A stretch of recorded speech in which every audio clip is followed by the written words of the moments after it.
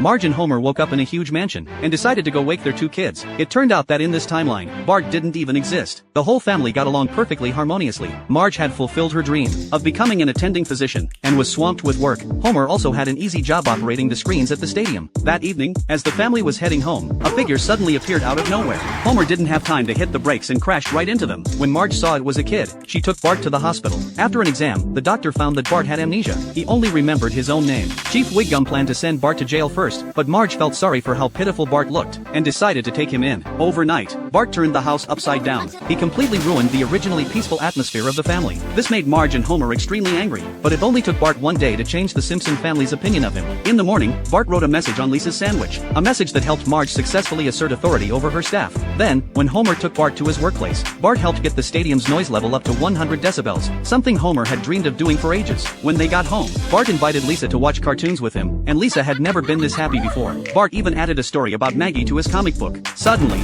Chief Clancy kicked the door open, claiming that Bart had been abandoned at the Springfield orphanage, and that he needed to take Bart away. After saying goodbye to the Simpson family, Bart got into the police car. We like you. We like you. We like you so much. Little Helper got extremely hyper. It not only dug up the cables at home, but even dug up all the cables in the whole town. The family had no choice but to take Little Helper to the vet. The vet recommended a bunch of pet supplies. On the way back, Little Helper slipped out through a gap in the car window. It met the love of its life at the dog racing track. Little Helper started taking its girlfriend out shopping, taking wedding photos, and even mocking other single dogs. One day, Bart wanted to play fetch with Little Helper, but Little Helper only wanted to stay with its girlfriend. Suddenly, Bart saw Little Helper's girlfriend give birth to a puppy. But soon after, puppies kept being born one after another. They found a special bed for each puppy, and suddenly the house had 25 more puppies. Even the cat couldn't believe its eyes. An army of dogs! No bully will ever touch me! So Bart went out and started picking fights with bullies. When he was threatened, Bart called the puppies for backup, but they couldn't even walk properly yet.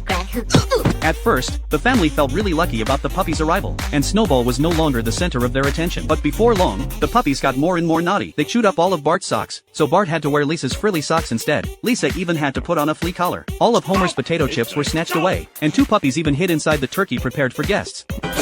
Marge couldn't stand it anymore, and decided to give the puppies away for free. But the puppies didn't want to be separated, so Mr. Burns ended up taking all of them in. The Springfield Elementary School band had just started their performance, when countless eggs shot out of their instruments.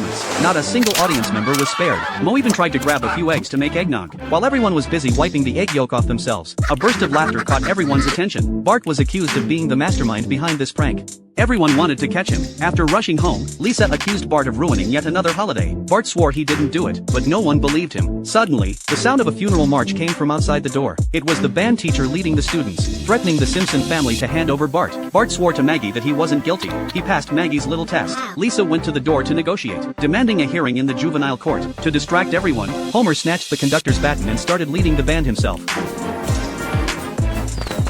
It turned out to be a surprisingly perfect performance. Abe stepped forward, offering to get Bart a former attorney general to be the judge. As it turned out, Abe had known the attorney general for years. They'd even been exchanging letters through the mail all this time. Bart didn't believe the story and turned down Abe's help, but to his surprise, the judge who showed up the next day was none other than Janet. The trial officially began. In the first round of arguments, they pointed out that the missing eggs had been locked up, so Bart couldn't have gotten his hands on them. Plus, Bart had spent the entire weekend with Milhouse, leaving him no time to pull off the prank. Lisa thought they had this in the bag, but in the end, the judge dismissed their argument because of improper wording.